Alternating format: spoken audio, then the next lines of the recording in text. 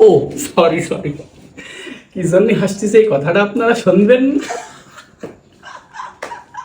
ও তাহলে আপনাদের বলি বিষয়টা। কথাটা হচ্ছে, আজকে বিকালে 4টার পরে আমার মারে আমার নিজ বাসা নিউ মার্কেট থেকে ঘোপে আমার নানিদের বাসায় নিয়ে যাচ্ছে। ঠিক আছে, আমার বাইক বের করে আমার আম্মাকে পিছনে বসাইলাম।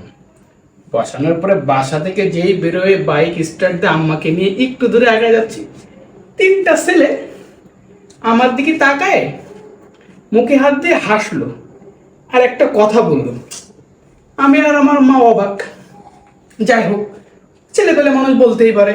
আবার কিছু দূর একটু মোটরসাইকেলে যাইতে পারে, একটা মোড় ঘুরার সময় ওইখানেও 4-5টা ছেলে পেলে আমার দিকে তাকায় আবার একটা উক্তি দিয়ে একটা কথা বললো আর হাসতেছে। বিষয়টা আমিও মাথায় নিলাম না, ছেলে পেলে হয়তো বলতে পারে। কিন্তু আবার কিছু দূর যে আমাদের এলাকার একটা মোড় আছে, মোড় পার হয়ে আরেকটা মোড়ে গেছে, গাবতলা নাম। ওই মোড়ে যাওয়ার পরে 3টা মহিলা আমার দিকে তাকায় হা হয়ে একটা কথা বলে মুখে হাত দিয়ে 3জনে হাসতেছে। বিষয়টা আমার কাছে কেমন লাগলো, আমার মার কাছেও কেমন লাগলো। আবার কিছু দূর যাওয়ার পরে ইজি বাইক থেকে একটা পিচ্ছি ছেলে আবার সেম একটা উক্তি দিয়ে আবার মুখে হাসি দিয়ে হাসতেছে। এবার আমি দাঁড়াইলাম, দাঁড়ায় এবার দেখতেছি যে আমার কোনো সমস্যা কিনা। আমি দেখলাম আমি পারফেক্ট। আর মার দিকে তাকায় দেখতেছি আমারও সব কিছু ঠিক আছে, কিন্তু বুঝতে পারতেছি না সবাই আমাদের দিকে তাকায় হাসতেছে কেন। তারপরে চালায় বাবলাতলা ক্রস করার পরে 3টা মেয়ে, ওর ভিতর আমার ভাগ্নি আছে একটা, তার 2টা ফ্রেন্ড কোচিং থেকে আসতেছে। হঠাৎ করে আমার আঙ্কেল বলে ডাক দিয়ে অবাক, কোনো কথা নেই, 3জনের হাওয়ে তাকায়।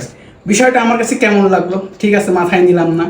এবার আমার নানিদের বাসায় যাওয়ার পরে আমার ভাই আর আমার ভাইজি আমার দিকে এরকম করে তাকায় আবার মুখে হাত দিয়ে হাসতেছে। বিষয়টা আমি বুঝতেই পারলাম না। আমি আর লজ্জায় কিছু জিজ্ঞেস করিনি। পরে আমার আম্মাকে নিয়ে বাসায় চলে আসলাম।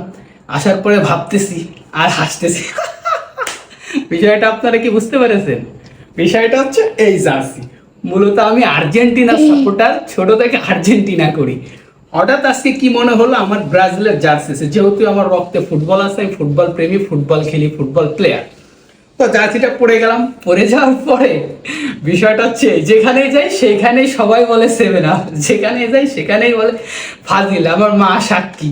আর এমন কি সে লজ্জার কথা আর কি বলবো।